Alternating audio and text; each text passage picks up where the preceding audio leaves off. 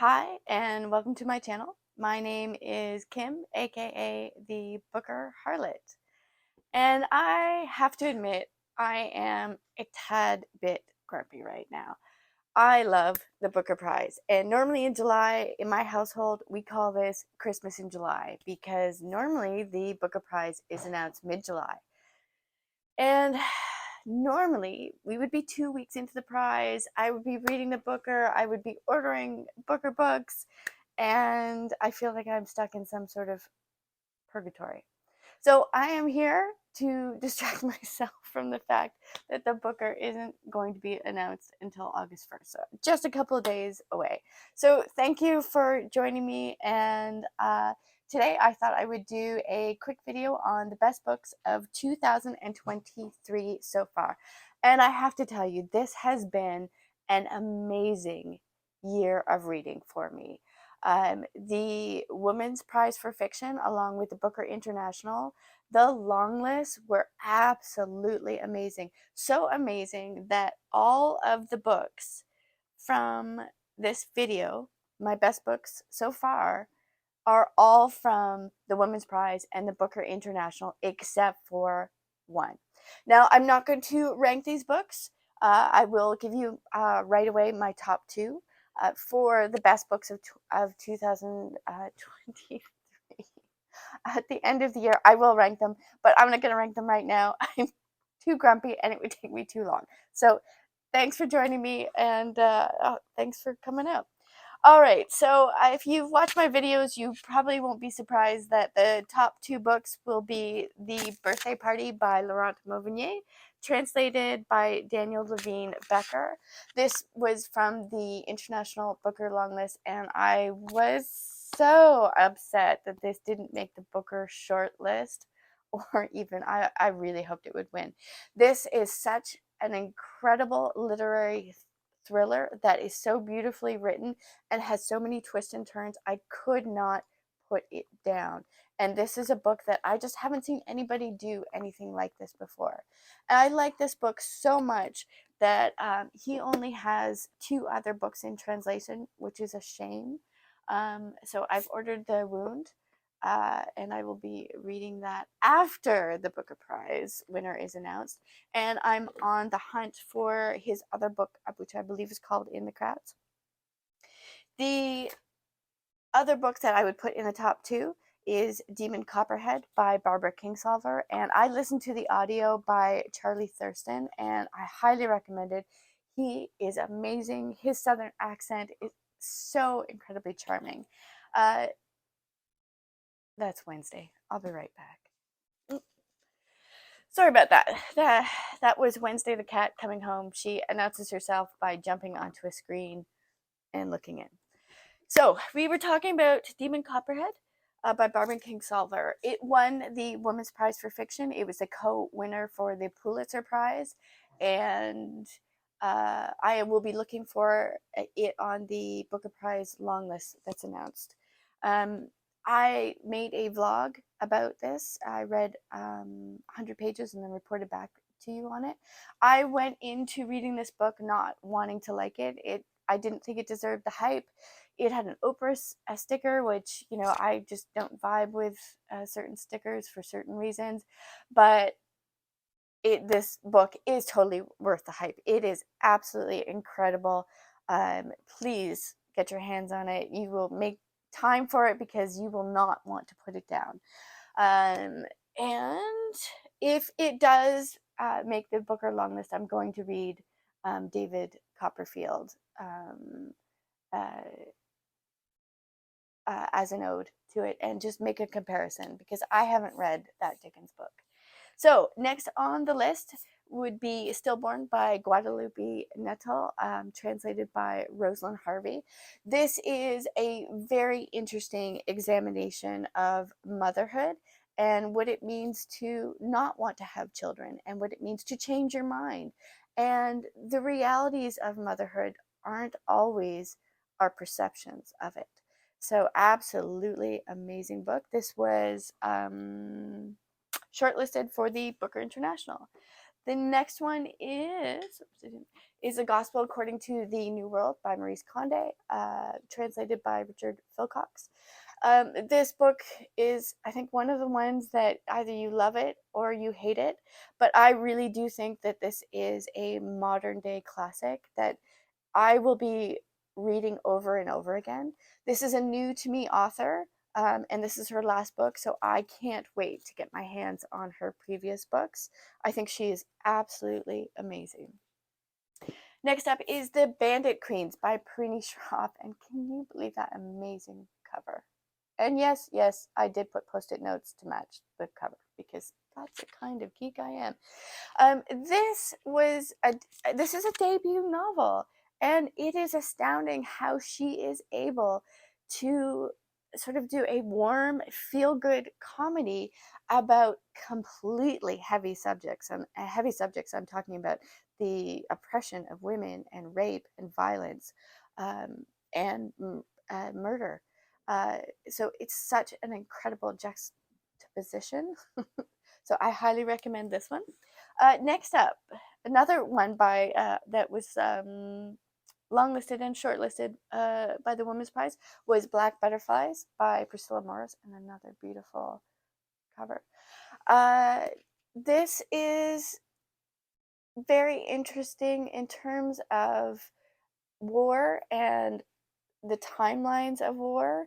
This takes place over 4 seasons, and you can't help but think of what the Ukraine is going through and has been going through for the past year and a half.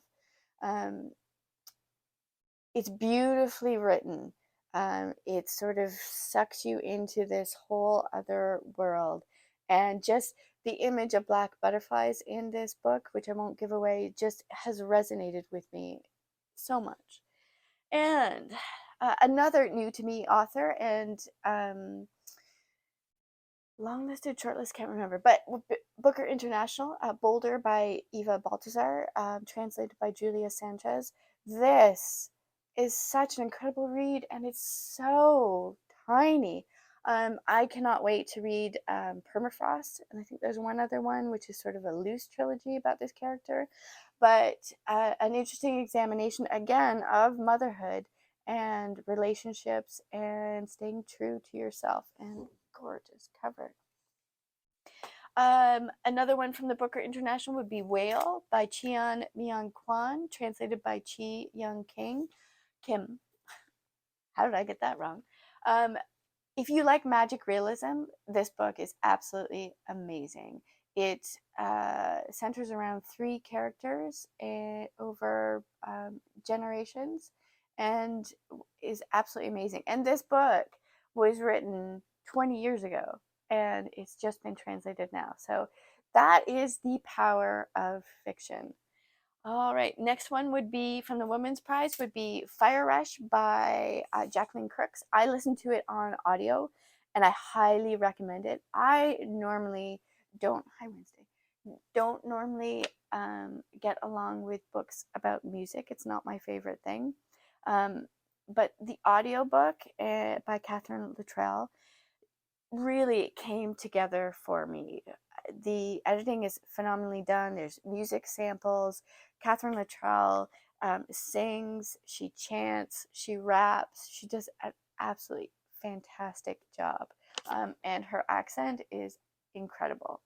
Highly, highly recommend it. And I really hope it makes the Booker Prize as well. There will be a Booker prediction video coming out in just a few days.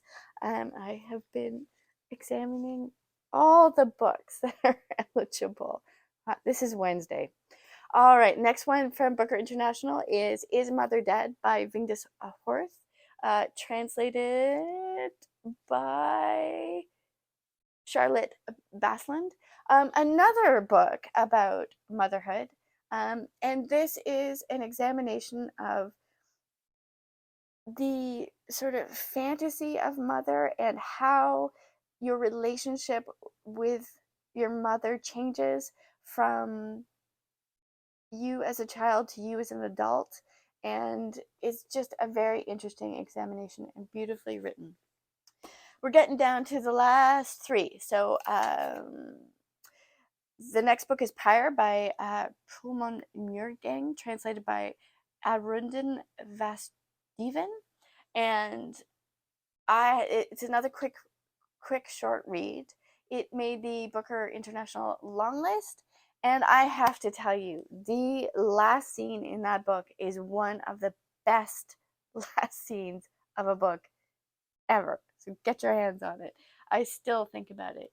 And then second to last is Wandering Souls by Cecile Pinn. This was a Women's Prize Longlist. This book, beautiful cover, yet again, astounding year for books, has resonated with me in so many ways. So it's a book about a family that tries to immigrate from Vietnam to America, and only half of them make it. And it's just so well done. The voices in this book are just astounding, and it's heartwarming, it's tragic, and I keep thinking about it. So I'm hoping that this makes a Booker longlist as well. So the last book, and the only book that wasn't from the Women's Prize or the Booker International, is one that I just finished reading, and it blew my mind. I'm still thinking about it. And that is Chain Gang AllStars by Nana Kwame Adjei-Brenyon. And it is a dystopian novel set in the near future, and it examines essentially the American Prison Institute and the racism and all sorts of tragic things that are embedded in that institution. And it was incredible. I'm hoping it makes the Booker Prize as well. So that's all of the best books of 2023 so far. Thank you for staying with me. I recently saw a couple of videos where people were doing the best of the Booker forever. Now, I've been following the Booker for decades upon decades upon decades. I remember when there was a couple of years in which the Booker Prize Longlist was over 20 books. Can you imagine? Never have the budget for that. So I printed off the master's list. There are 359 books that have been longlisted for the Booker since it started in the late 60s. And I thought, I'm going to be ruthless. I am going to edit. I am going to be very, very refined in my choices. And I narrowed it down to 60 books. So that will not be a video because YouTube only gives me 15 minutes. So I will see if I might do it in a couple of parts. Let me know if you think. Let me know if you think I should narrow it down to 10 to 15, which will probably break my heart. But anyways, thank you for joining me for this distraction. The Booker Prize will be announced in just a couple of days, and I cannot wait. So please like and subscribe. Give me your thoughts. Please comment. Tell me what you think are your best books so far. And my friends, I will see you in my next video. Bye. Oh, and I'll leave you with last night's sunset over the lake. It's lovely.